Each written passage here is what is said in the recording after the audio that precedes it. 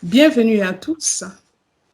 Soyez bénis, vous à qui l'opportunité a été donnée de nous suivre encore de partout où vous êtes. Encore une fois de plus, c'est votre sœur Pam qui vous revient encore. Qu'est-ce qui rend un homme à être un homme complet? Donc, cet homme-là qui ne va pas demander le divorce. Et quelles sont les transformations qui peuvent prendre place pour qu'un homme simple devienne un mari complet? Alors, avec moi, le prophète Francis Ngawala de l'église Parole de foi à Kinshasa, en RDC, pour discuter de ce sujet. Prophète, pouvez-vous un peu nous mettre dans le contexte? Mais à qui revient la responsabilité de préparer les hommes à devenir des maris complets? Et en quoi consiste cette formation en fait? Bon, d'abord, vous savez, la responsabilité revient d'abord aux parents de ce dernier. Pourquoi? Parce que les parents sont ceux qu'on appelle des modèles qui s'imposent. Ça veut dire que les parents constituent des repères pour leurs enfants. Si le papa était un bon papa, l'enfant a beaucoup de chances d'être un bon enfant, à moins qu'il ait eu une mauvaise compagnie, qu'il ait subi une mauvaise influence ou alors qu'il ait des démons. Mais sinon, lorsque vous avez des repères, les repères d'être un bon mari viennent d'abord de votre père. Vous savez, moi, mon père est décédé aujourd'hui. Il a, jusqu'à sa mort, il a totalisé 42 ans de mariage avec son épouse, si je ne m'abuse, ou 48 ans, je ne sais plus. Je n'ai jamais vu mon père crier sur sa femme, je n'ai jamais vu mon père battre sa femme, et je n'ai jamais vu mon père refuser de manger parce qu'il aurait mangé ailleurs. Et il ne m'a pas demandé de faire ça. Mais quand moi je me suis marié, j'ai compris comment on agit pour être un bon mari. Quand mon père voyageait et qu'il ramenait beaucoup d'habits pour lui, il réservait toute une valise pour sa femme. Il ramenait un coffret de bijoux pour sa femme à chaque fois. Parce que la femme aime être caressée. Caresser ne veut pas dire juste poser la main sur sa peau, non. Mais caresser veut également dire agir avec tendresse à son égard. Deuxièmement, ce qui prépare les bons maris, c'est également la société directe qui entoure le mari. Pourquoi? Parce que vous avez des modèles qui s'imposent à vous, desquels vous ne vous rendez toujours pas compte. Le troisième modèle que nous avons qui s'impose et qui doit préparer également les hommes à être des maris complets, c'est la qualité des prédications que nous donnons dans nos églises. Donc ça veut dire les pasteurs ou les encadreurs doivent également à leur tour être des personnes capables de pouvoir être eux-mêmes des bons maris pour leurs femmes, eux-mêmes donner des enseignements qu'il faille afin que ceux qui les suivent puissent comprendre c'est quoi être un bon mari. Cela est très important. Vous savez, il y a certains pasteurs qui ne sont des bons maris qu'à l'église. Mais en dehors de l'église, ce sont des véritables kamikazes qui font souffrir leurs femmes. Non, je crois que même dans la vie privée, un pasteur qui est un bon mari, ça se sent. Un pasteur qui est un bon mari aura quelque chose à enseigner aux gens. Et cela est très important. Quatrièmement, vous savez, si votre mari, si vos parents, la société, vos pasteurs sont eux-mêmes des mauvais hommes, des mauvais maris par rapport à leurs femmes, il y a une quatrième chose que vous devez faire, c'est suivre les prescrits de la parole de Dieu. Parce que dans la parole de Dieu, on parle aussi de ce que doit être un bon mari. Aimer sa femme, la chérir. Si vous êtes un bon mari, vous n'irez pas en jeûne pendant 21 jours sans vous convenir avec votre femme que vous n'allez pas toucher. Non. L'apôtre Paul dit que même s'il y a privation dans le couple, ça doit être dans le but, ça doit être un consentement à deux. Cela est très important. Donc, la parole de Dieu nous prépare aussi à être des bons maris, des très bons maris. Et puis, il y a ce qu'on appelle en anglais to be a self-made man. Ça veut dire que si personne ne vous apprend, la parole de Dieu vous apprend, mais vous-même aussi, vous pouvez commencer à créer vos propres repères. Cela est très important. Voilà. Mais à y penser, quand est-ce que doit commencer cette éducation-là, cette formation-là? Est-ce qu'il y a un temps propice? Est-ce qu'il y a un temps moins propice? Est-ce qu'il peut être trop tard d'être transformé en un mari complet? Oui, ça, il peut être trop tard. C'est pourquoi une éducation commence chez l'enfant dès qu'il est bébé. C'est pourquoi j'ai parlé des repères. Le monde qui l'entoure, les parents qui l'entourent, ils captent déjà des signaux d'enseignement d'eux. Parce que c'est un matériel didactique que le Seigneur utilise pour nous tous. La deuxième des choses, c'est la formation ne commence pas quand l'enfant a envie de se marier. La formation commence déjà lorsque vous apprenez à votre garçon à devenir un homme. Cela inclut déjà les notions d'être un bon mari. Ensuite, lorsque l'enfant commence maintenant à se rapprocher du mariage ou atteint un certain âge de maturité, vous pouvez maintenant commencer à prononcer le mot mariage. Vous pouvez maintenant commencer à prononcer le mot mari. Pourquoi? Parce qu'il sera à même de capter, de mieux comprendre certaines choses. Mais n'oubliez pas, le meilleur enseignant reste d'abord ce qu'il voit autour de lui. Celui-là, c'est le meilleur enseignant. Si vous êtes le genre de papa qui dit à votre enfant, faites ce que je vous dis, ne faites pas ce que j'ai fait, vous êtes déjà en train de donner un mauvais enseignement et vous êtes déjà en train de déformer votre enfant. Ensuite, il y a aussi la part de l'Église. Chez nous, à l'Église, par exemple, dans notre structure, il y a ce qu'on appelle les grands jeunes. Dans les grands jeunes, le rôle que je me suis attribué, c'est celui de préparer les hommes à être, les frères à être des bons maris et préparer les sœurs à être des bonnes femmes. Et ça fait 8 ans aujourd'hui que j'ai monté ce ministère et ça a donné beaucoup de résultats. Ensuite, chez nous, qu'est-ce que nous faisons? Lorsque les couples proclament ou programment leur mariage, ils viennent nous voir et nous avons écrit tout un syllabus dans lequel nous préparons l'homme et nous préparons la femme par les enseignements à la vie future du couple. Et nous avons des fois des débats tels que le divorce, quelles sont ses causes, comment éviter le divorce. Ça veut dire que pour nous, quand nous parlons des couples, il n'y a pas de sujet tabou. Vous voyez, par exemple, chez nous, moi, j'enseigne moi-même aux frères et aux femmes que voilà, si vous voulez que votre mari soit compétitif sur le lit, ne lui donnez pas telle nourriture, telle nourriture, telle nourriture, parce que ça va le fatiguer. Ne le mettez pas dans telle condition, telle autre condition, parce que ces conditions-là l'épuisent psychologiquement. Étant donné que la base des relations sexuelles, ce n'est pas le sexe lui-même en soi, mais c'est d'abord la tête. Vous comprenez? Nous aidons les gens à ne pas être frustrés et nous le leur disons clairement. Je dis des fois aux femmes, toi tu veux que ton mari soit compétitif, tu lui donnes des gâteaux et du sucre à longueur de journée. Cela est un problème. Cela est un problème. Un homme qui veut être compétitif sur le lit ne peut pas s'attacher au sucre, aux aliments trop sucrés. Ça peut avoir une certaine incidence sur sa compétitivité.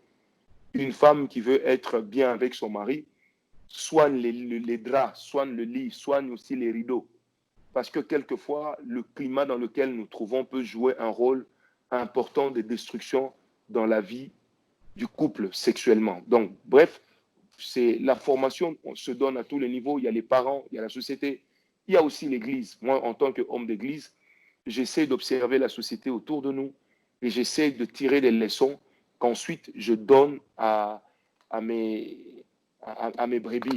Pourquoi? Parce que j'ai cette responsabilité de pouvoir leur expliquer certaines choses sans tabou. Et certaines fois, j'ai rencontré des personnes me dire, oui, vous êtes un homme spirituel, mais comment vous parlez du sexe? Mais j'ai dit, mais celui qui a créé le sexe, c'est le Dieu qui est esprit, non? Donc, voilà un peu ma sœur Pamela. Oui, c'est ça. Parce que c'est vraiment très important. Mais à ce niveau, un exemple, un homme, il est déjà marié, c'est déjà un mari. Ah, c'est pas aussi un mari complet au sens que vous venez de définir. Il n'est pas passé par l'Église, donc c'est un païen, il se retrouve maintenant, il a des problèmes. Il aimerait bien prendre une autre trajectoire. Est-ce que quelqu'un comme ça, il est foutu, c'est fini pour lui, c'est fini, il va rester tel qu'il est, ou comment est-ce qu'il peut se reprendre, changer sa trajectoire en se dirigeant vers le mari complet que nous cherchons en ce moment? Bon, vous savez, être mari complet, ce n'est pas une affaire de religion, de conversion ou pas. Il y a des chrétiens qui parlent en langue, qui prophétisent, mais qui sont des maris extrêmement mauvais. Euh, Ensuite, il n'est jamais trop tard. Pourquoi il n'est jamais trop tard? Parce que la Bible dit que pour tous ceux qui vivent, il y a encore de l'espérance. Même un chien vivant vaut mieux qu'un lion mort. C'est ce qu'Ecclésiaste dit. Donc, c'est important de savoir que lorsqu'on a la volonté, on peut toujours s'améliorer. Mais c'est si on n'a pas la volonté qu'on ne peut pas s'améliorer. Tout commence par la volonté. Et tout commence après la volonté. Il y a l'amour que vous vouez qui vous pousse à changer, qui vous pousse à vous améliorer. Non. Être un mari, votre corps n'est pas une religion. Non. C'est très important de pouvoir se corriger soi-même dès lors qu'on prend conscience de ce qu'on est, de ce qu'on doit être. On peut encore changer. Mhm.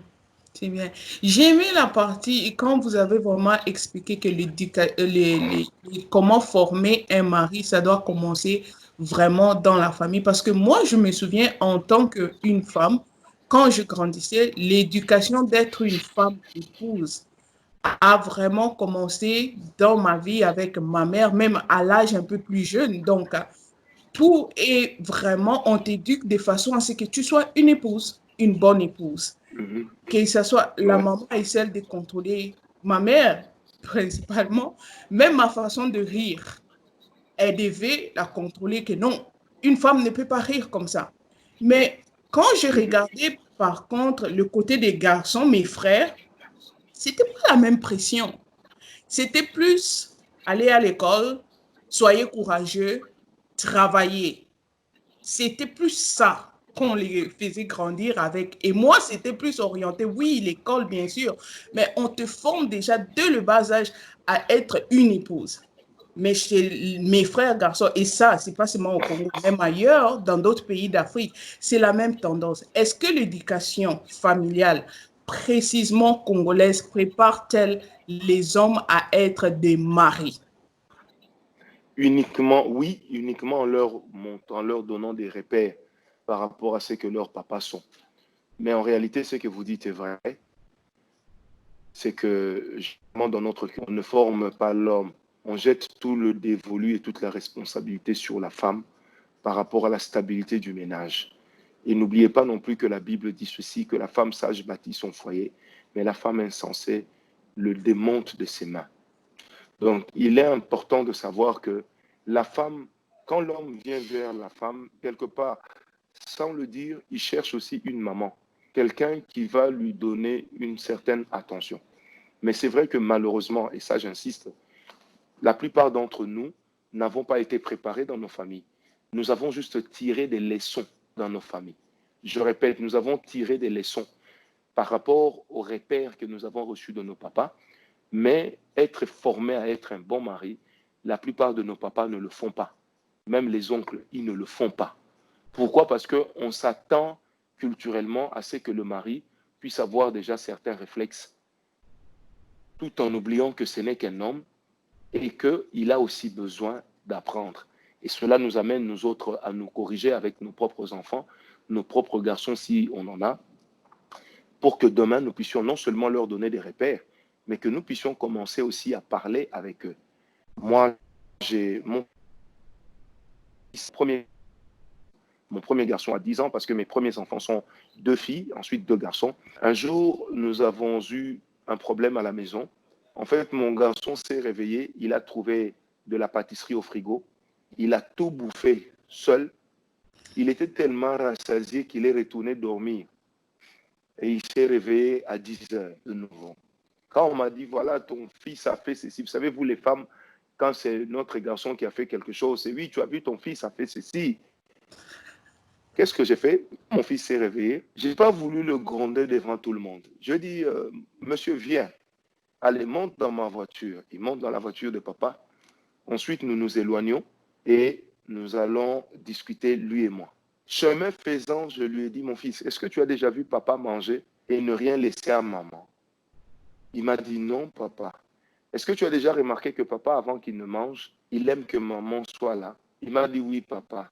Je dis, est-ce que tu sais que des fois, j'ai très faim, mais je préfère attendre votre maman? Il m'a dit, oui, papa, je sais. J'ai dit, tu sais pourquoi je fais ça? Il m'a dit, non. J'ai dit, mon garçon, un homme doit être responsable. Quand tu veux manger, pense d'abord aux autres. Même si tu as faim, apprends à partager. J'ai dit, mon garçon, c'est ça être un homme. Est-ce que tu as compris? Il m'a dit, oui, papa. Le lendemain, à notre réveil, on a trouvé que mon fils avait dressé la table. Mon fils avait fait des crêpes pour chacun, pour son frère et pour ses deux sœurs. Et il avait réservé une partie pour papa et maman avec une boîte de chocolat et tout ce qui allait avec. Et nous avons tous mangé, personne n'a commenté. Et je l'ai regardé du coin de l'œil, je lui ai fait ça. Et à un moment, quand on est restés tous les deux, il m'a dit, papa, tu vois que j'ai compris la leçon. Hein. Donc, c'est toujours faisable, mais c'est à nous de prendre cela en compte. Voilà.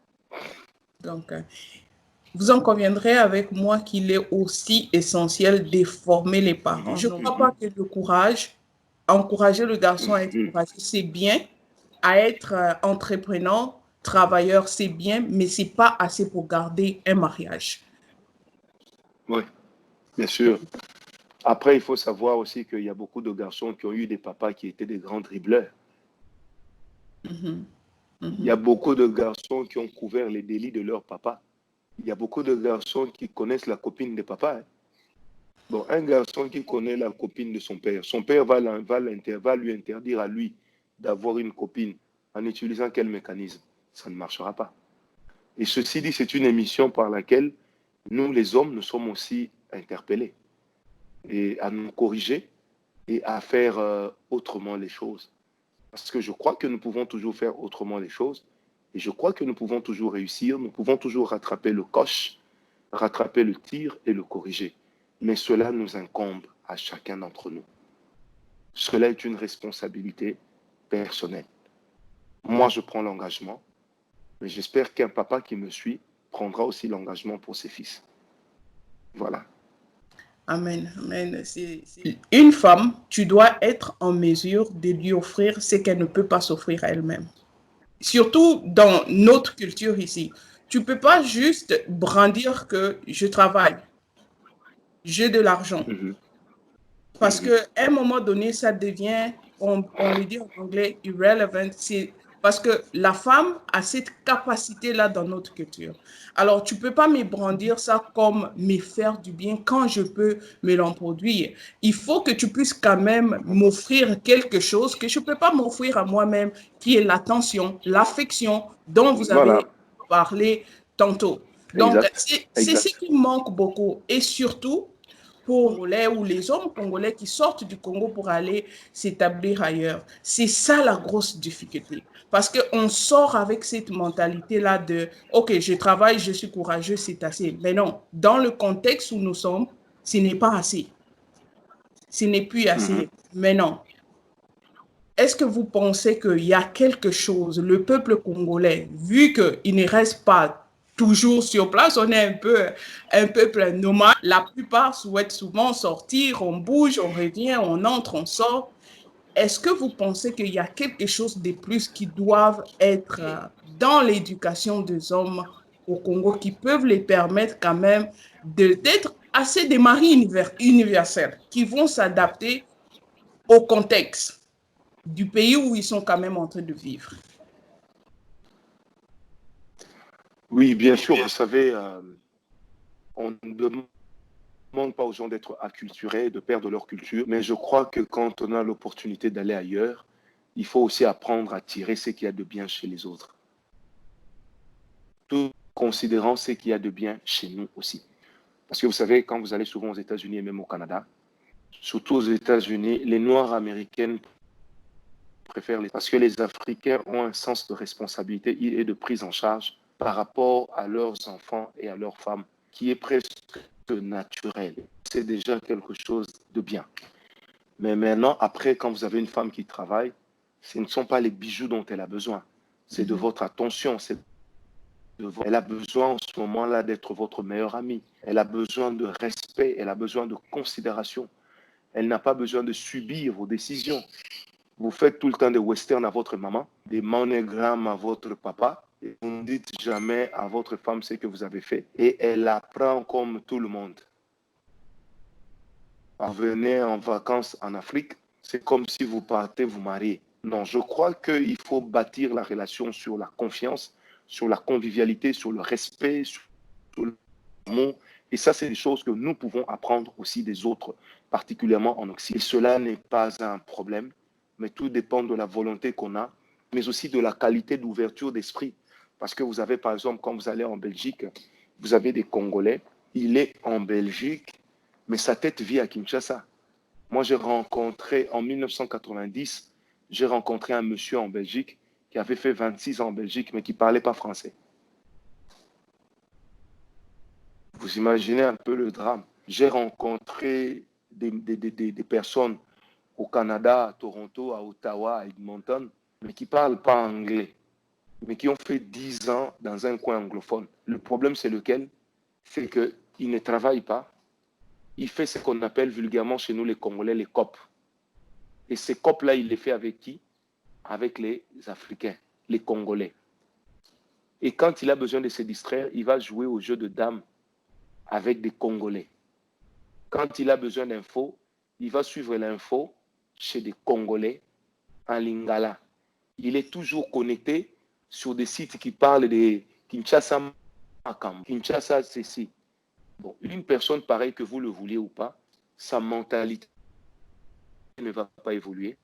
Sa mentalité est par rapport à d'où il vient, au lieu d'être conditionné par rapport à là où il est également. Et c'est ça le problème. Mais maintenant, ceci dit, ma soeur, il faut aussi que je défende un peu les hommes, vous m'excuserez. Nous, les hommes en Occident, nous nous plaignons beaucoup de nos femmes. Parce que la plupart des femmes congolaises en Occident deviennent même plus occidentales que les blanches. Vous allez rencontrer une sœur qui vient à l'église. Chez nos femmes africaines, généralement, ont des formes. Mais elle veut s'habiller comme la petite blanche là, qui a le corps comme ça. C'est un problème. Deuxièmement, chez nous, les femmes ne demandent pas le divorce bêtement. Mais nos sœurs, quand elles arrivent en Occident, moindre problème. Je vais appeler tonton. Je vais appeler tonton. Allô, police, 911. Yes, I'm here. Come on, please. Non. Chez nous, quand il y avait des problèmes, on n'appelait pas la police, on n'allait pas en justice. Soit on appelait les amis ou on convoquait la famille. Mais aujourd'hui, nos femmes à l'étranger ont pour oncle le policier, ont pour tantine la police, contentes de mettre leur mari dehors pour récupérer des fois la pension alimentaire ou pour récupérer l'aide de l'État, pour récupérer l'appartement que l'État va donner. Ça, c'est un problème aussi duquel les hommes se plaignent, les Africains, particulièrement les Congolais, parce que vous savez, une Sénégalaise et une Congolaise en Occident n'ont pas le même comportement. La Sénégalaise, généralement, elle garde son comportement du Sénégal, mais notre sœur congolaise, d'abord, elle a les cheveux des blancs, elle veut s'habiller comme la blanche, n'ayant pas le même corps qu'une occidentale. C'est un problème. Elle veut prendre une mauvaise mentalité, et que font les hommes pour se... Eh bien, ils commencent à l'esquiver. Conséquence, vous allez remarquer que les hommes africains, surtout les Congolais en Occident, n'aiment plus se marier. Ils préfèrent vous faire un enfant ou ils préfèrent des unions libres que de se marier parce qu'il y a cette peur qui s'est développée. Là, en tout cas, il fallait quand même que je le dise, même si on est en train de parler des hommes. Il n'y a pas de problème. Le truc est que ça, c'est vraiment un grand débat, prophète, parce que il y a des pour et des contre dans ça. Donc, on va le prendre et on ne va pas le débattre. Parce que ça peut ouvrir les portes à un autre débat. Parce que dans tous les cas, ce n'est pas toujours... dans tous les cas, ce n'est pas toujours ça, mais on va l'accepter comme ça. Non, ce n'est pas toujours ça, certes, mais c'est souvent ça. Parce que déjà, vous vous mariez, vous dites à votre famille, bon, je vais vivre avec ma femme au Canada. La maman de la femme ou son père a aussi un agenda. Ah, notre enfant est parti s'installer au Canada, nous sommes bien. Elle va nous inviter là-bas. Et quand la dame arrive au Canada, pendant qu'elle est en train de faire les démarches pour les documents, elle tombe sur d'autres Congolaises aigries qui vont la mettre sur des mauvaises pistes et les pistes sur lesquelles elle sera en train elle-même de suivre des mauvaises conseillères. Et c'est là que le problème commence. C'est pourquoi il faut beaucoup de personnalité, beaucoup d'amour à tous les niveaux pour être capable de résister à certains vents. Parce qu'il y a aussi des hommes, quand ils arrivent en Occident, ils se disent, bon, moi, je peux même... Il y en a qui disent, bon, je vais même devenir homosexuel pourvu que je puisse me faire de l'argent. Vous savez, il y a un drame que j'ai croisé à Bruxelles qui m'a toujours fait mal. J'ai rencontré un couple. La femme fait la rue. Comprenez ce que je veux dire? Et c'est l'homme qui va la déposer au tunnel où elle doit se prostituer et qui vient la reprendre le matin. Wow. J'ai posé la question à cet homme, est-ce que tu es sorcier? Wow. Parce que je n'ai pas pareille chose depuis que j'existe. Mais malheureusement, vous avez des gens qui s'évertuent à le faire. Donc il y a aussi des hommes qui ont leurs responsabilités. Voilà. Il y a un jeune quelque part, des jeunes qui s'apprêtent à se marier, à faire un choix, tout ça. Et là, si vous devez énumérer des points de 1 jusqu'à 5, pouvez-vous énumérer des compétences ou des skills, comme on dit en anglais, que ces jeunes hommes-là doivent avoir dans le but de se préparer pour être des maris? Premièrement, le jeune homme doit savoir que la femme attend de lui qu'il soit un homme qui développe 3 types de relations. Il soit capable d'être le père, d'être l'ami et d'être le mentor pour sa future femme. Première chose. Deuxième chose, c'est que cet homme qui veut se marier doit avoir la capacité de dialoguer, un esprit ouvert, accepter aussi les contradictions. Ça, c'est 2. 3, il doit être un homme ayant déjà un grand sens de responsabilité. Ne pas être un jouisseur trop soumis aux parents, mais être capable de prendre en charge sa femme émotionnellement, sentimentalement et pourquoi pas socialement. 4e chose que je peux dire, c'est que cet homme qui veut se marier doit savoir que la femme a besoin qu'il soit un visionnaire. Ça veut dire qu'il soit un homme capable d'imprégner une vision, un homme qui a des rêves et un homme qui sait fédérer sa femme derrière les rêves qu'il a. Et comme vous avez dit 5, cinquièmement, il faut qu'il sache, en allant se marier, qu'aucune femme ne voudra partager son mari avec une autre femme. Donc, il doit être sûr d'être le mari d'une seule femme, d'être l'homme d'une seule femme. Voilà. Amen, amen, amen, prophète. Donc, nous sommes arrivés à la fin. Je vais vous demander de faire une prière encore pour les hommes. D'accord. Ok, on va prier alors. Seigneur Dieu Tout-Puissant, je voudrais te prier pour tous les hommes qui se sont connectés et lesquels nous suivrons. Ma prière est que tu nous aides à être des bons maris demain, mais d'abord à être des vrais hommes, accomplis avec la maturité, le sens de responsabilité qui va de soi. Seigneur, aide-nous à savoir faire la part des choses entre ce que le monde nous enseigne et ce que ta parole nous enseigne. Seigneur Dieu Tout-Puissant, je te prie pour tous les hommes qui me suivent. Ma prière est qu'à la base, tu nous aides à être des bons hommes, afin que demain nous soyons tous des bons maris. Éternel Dieu, que l'enseignement de ta parole soit partagé dans les cœurs, soit partagé dans les âmes, afin que métamorphosés et transformés par cette connaissance, que nous soyons des hommes accomplis. Père de gloire, aide les foyers chrétiens à être stables, que le divorce ne soit plus à la une, avec le Saint-Esprit au nom de Jésus-Christ. Amen. Amen. Que Dieu vous bénisse. Merci beaucoup, Pamela, pour l'invitation. Merci beaucoup à vous infiniment.